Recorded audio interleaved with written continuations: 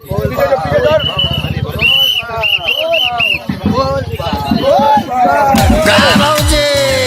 हैं? प्रणाम। सगरो हारा सुनाई दे रहा है बोल बम का। अरे का बतावे देवर जी, जब से सावन चढ़ा है ना अजबे लीला हो रहा है।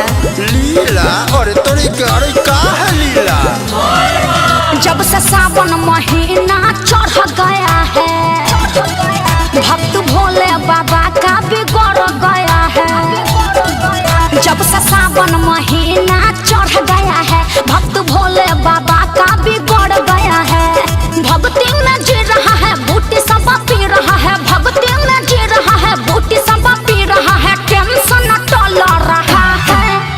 अरे और सुनिएगा दिमाग फेल हो जाएगा। अरे बताइए ना भौजी और क्या चल रहा है? सावन में गांजा चल रहा है, चिलम से धुआं निकल रहा है। सावन में गांजा चल रहा है, चिलम से धुआं निकल रहा है। समझे देवर जी? अरे आप समझने की बात कर रहे हैं, यहाँ समझदारी का नोस फूल रहा है। अब भक्ति में मेरा भी दिमाग झूल रहा है।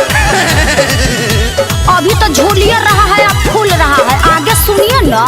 हाँ तो सुनाइए ना भौजी।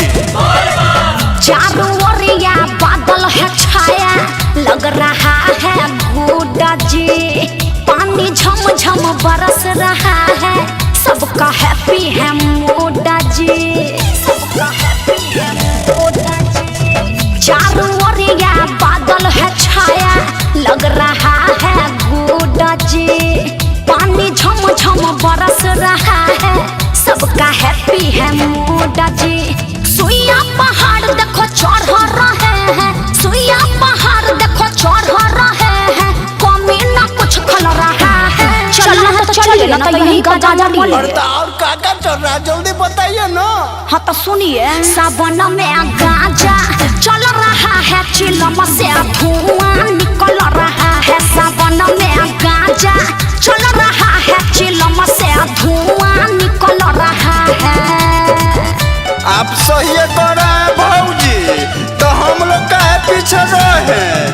अपना पुरनका वाला पिकअप है, सब परिवार ठूस के जाएंगे, आप मंदिर में घुस के जल चढ़ाइए न देंगे। अच्छा तो ठीक है, लेकिन वहाँ सटका भी पड़ता है।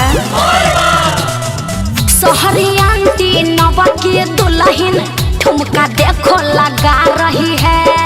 अंतरा सिंह प्रियंका का गाना जम के वो बजा रही है, तो हम गर्दा उड़ा के नाचेंगे। शहरी आंटी नवा की दुल्हन ठुमका देखो लगा रही है। अंतरा सिंह प्रियंका का गाना जम के वो तो बजा रही है। और जो न शर्मा बोलबम चिल्लाए, परमेश्वर महतो बोलबम चिल्लाए, कहे जिंदगी बदल रहा है। अरे अब तो समझ गए ना।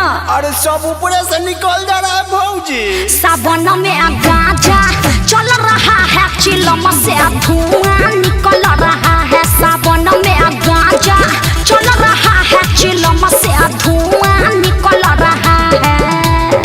अरे अपना तो मजा ही मजा है। हमारा पास गांजा ही गांजा है।